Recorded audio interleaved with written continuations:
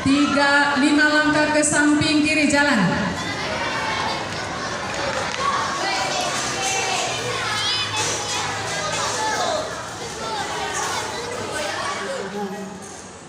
Selain orang lain mendapat berkat dari Tuhan karena kita mendoakan mereka, kita juga dilayakkan bagi Tuhan.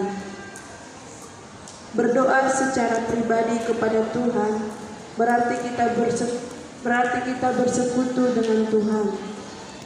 Dengan menjalin persekutuan tersebut, kita diajak Tuhan untuk mendoakan orang-orang di sekitar kita, seperti keluarga, teman-teman, bahkan orang-orang yang kesusahan. Kita juga dapat mewujudkan doa bersama, seperti doa bersama keluarga, agar Tuhan melindungi kita dan keluarga kita. Dengan doa bersama keluarga, persekutuan keluarga menjadi berkat bagi orang lain dan keluarga kita.